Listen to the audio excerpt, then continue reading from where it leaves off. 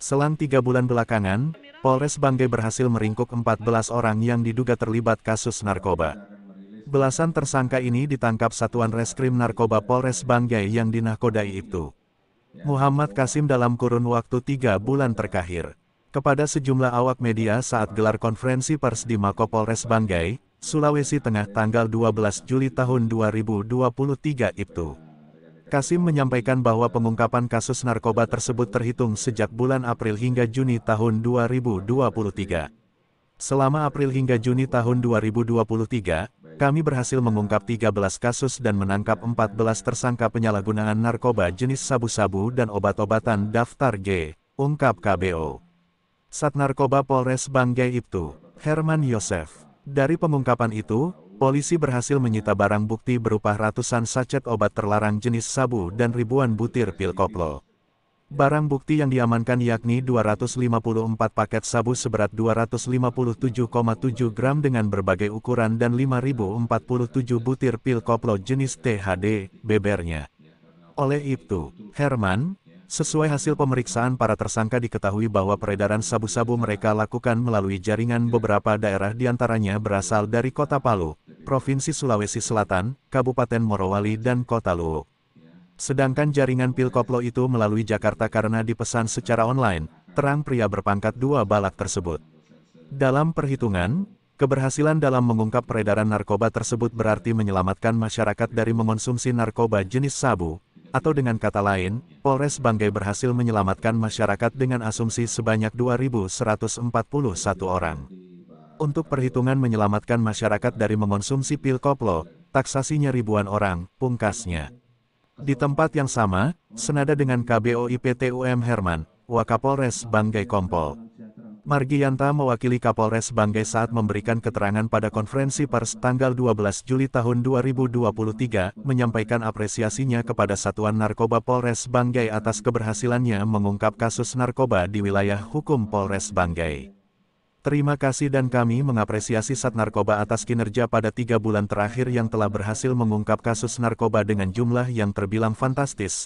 Kiranya keberhasilan ini terus ditingkatkan sehingga ke depan peredaran narkoba di Kabupaten Banggai bisa ditekan bahkan tidak ada lagi temuan kasus yang sama, tutur Kompol Margianta. Lanjut Margianta, terima kasih pula kepada rekan-rekan media atas kerjasamanya dalam mengantisipasi peredaran narkoba di daerah ini. Dan ucapan terima kasih khususnya kepada masyarakat yang telah membantu aparat penegak hukum dalam pengawasan segala bentuk tindak pidana di wilayah hukum Polres Banggai. Kepada sejumlah awak media, Kompol Margianta menyampaikan pesan kepada semua pihak terutama para orang tua agar senantiasa mengawasi aktivitas anak-anaknya agar terhindar dari aksi kriminal yang bisa berakibat merugikan anak dan lingkungan keluarga itu sendiri. Melalui kesempatan ini, kami menghimbau semua pihak khususnya para orang tua agar senantiasa mengawasi aktivitas pergaulan anak-anaknya demi menghindari tindakan yang bisa merugikan anak dan lingkungan keluarga kita sendiri, tutup Kompol Margianta, Luwu, Kabupaten Banggai, Sulawesi Tengah. Mitra Pers melaporkan. Pil THD, pil koplo, itu sejumlah 5.047 butir. Ini jaringan Jakarta ini. Menggunakan jasa pengiriman JNE. Dan tersangkanya sudah kita amankan dan kita proses hukum. Kemudian untuk peredaran sabu-sabu khususnya itu sumber barangnya itu, jaringannya itu ada dari jaringan Palu, sebagian besar jaringan Palu. Kemudian ada juga jaringan Sulawesi Makassar, dari Sulawesi Selatan dari Makassar atau tepatnya itu Kabupaten Sidrap. Kabupaten Sidrap. Kemudian ada juga yang jaringan dari Morowali. Morowali ini mereka masuknya melalui Toili Barat. Makanya mungkin ke depan kami lebih intens untuk komunikasi Polres Morowali Utara karena situ jalur masuknya. Dan kami indikasikan cukup besar masuk dari sana.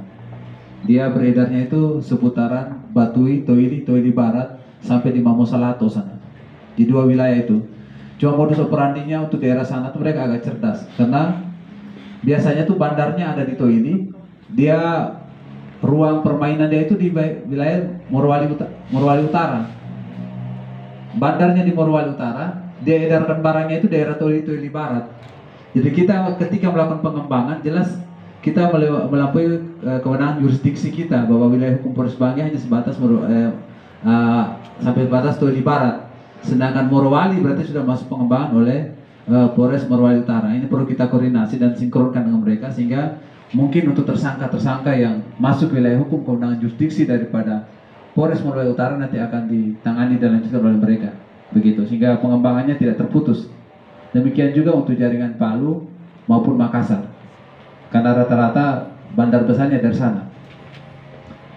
Kemudian selain itu ada seperti saya jelaskan tadi, ada satu yang kita amankan itu pada bulan Juni kemarin itu 5.047 butir THD.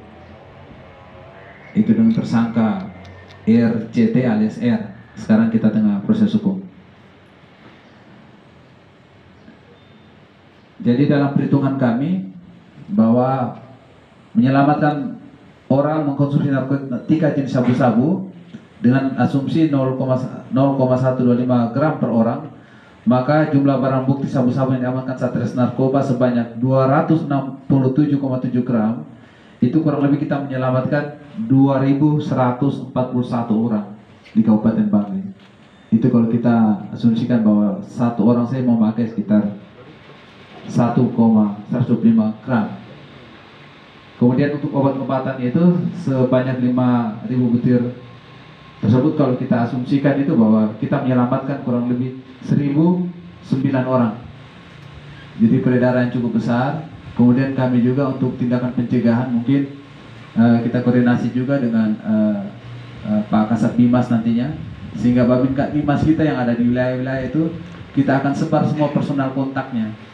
Tidak ada personal kontak itu nanti disebarkan oleh Babinka Timas di wilayah-wilayah sampai ke pelosok-pelosok kecamatan dan desa-desa maupun kelurahan-kelurahan, sehingga setiap masyarakat yang mengetahui tentang adanya peredaran dan penggunaan narkotika itu segera memberikan laporan langsung ke kami. Nah, jadi kami sudah buka juga call center Satres Narkoba itu, nanti bisa di teman-teman media untuk di-share sehingga setiap masyarakat kapanpun jam berapapun bisa memberikan laporan terkait masalah penyalahgunaan narkotika, sehingga benar-benar pemberantasan narkotika di wilayah kita itu lebih maksimal. Karena kalau untuk Satres Narkoba sendiri dari Kasat ditambahkan KBO saya dengan Parakan dan anggota itu, kita ya boleh bilang personil masih kurang lah. Opsional kita juga baru sekitar cuma 5 orang. Sedangkan wilayah cakupan kita ini kan cukup luas di Kabupaten Banggai. Bayangkan dari kecamatan dari ujung Ampana sampai ujung Balingara sampai ke Toili Barat, ditambah dengan daerah Kepala Burung, jadi cukup luas wilayah kita. Tidak mungkin kita yang jumlah personil yang keterbatasan ini tidak butuh, ya kita sangat butuh lah untuk bantuan dari rekan-rekan sekalian semua, sehingga sampai ke wilayah-wilayah bisa memberikan akses untuk bisa memberikan pelaporan pada kami. Kita Satres Narkoba selaku leading sektornya untuk penanganannya, tetapi kita butuh dukungan termasuk dari para Kapolsek dengan Babinka Timas di wilayah-wilayah, sehingga penanganan narkoba ini pemberantasannya lebih maksimal. Mungkin itu saja yang bisa kami sampaikan pada siang hari ini. Atas perhatiannya kami ucapkan terima kasih. Terima kasih Pak KBO. Ya, ini nilainya cukup banyak ya. Ini kalau dari 257 gram itu berarti 1/4 kilo. Ya, 1/4 kilo. Ya. Dan kita sudah beberapa kali mengungkap dalam jumlah yang lebih besar ya. Kami dari jajaran kepolisian Polres Banggai menghimbau kepada seluruh orang tua ya, termasuk guru-guru ya, awal mula penggunaan narkoba ini dari pil koplo ini ya. Ini pil koplo ini sebenarnya pilnya orang yang gila, dikasih ini supaya tenang, tapi kalau orang tenang dikasih ini jadi gila ya, dibalik ya. Ini pil koplo namanya. Pil koplo ini pil anjing gila sebenarnya ya. Kalau orang anjing-anjing gila dikasih ini jadi tidak gila. Nah, tapi kalau orang tenang, orang yang tidak gila ya, ini jadi gila ya. Orang yang sudah mengonsumsi pil koplo ini dia tidak takut darah dan tidak takut mengambil tindakan-tindakan yang sifatnya anarkis ya. Dia mukul orang, marahin orang, nonjok orang, itu dianggap main-main ya. Ini pil koplo ini biasa kalau anak-anak sudah mengkonsumsi ini sangat rawan, biasanya naik motor udah nggak tahu diri ya sudah tidak tahu kecepatannya, pokoknya ngegas saja. 3 butir ya, ini sangat membahayakan ya. Ini biasa dikonsumsi sampai 10 biji satu kali minum, itu sangat membahayakan terutama anak-anak sekolah. Dan kita juga mengawasi beberapa orang korban barang ini ya. Ada beberapa yang sudah menjadi korban berkoplo yang selama ini kita awasi ya, yang sudah hilang-hilang kontrol terhadap dirinya sendiri ya. Untuk narkoba sudah tahu bahayanya ya. Ini juga berdampak kepada yang sifatnya pencurian ya. Itu karena ketergantungan narkoba sehingga barang-barang yang seharusnya tidak perlu dijual akhirnya dijual. Ini akhirnya ribut di dalam sebuah rumah tangga, termasuk masalah KDRT. Kita selalu tes urin tersangka KDRT itu. Saya kira itu rilis hari ini. Saya pikir tidak ada yang mau ditanya. Ada yang ditanya?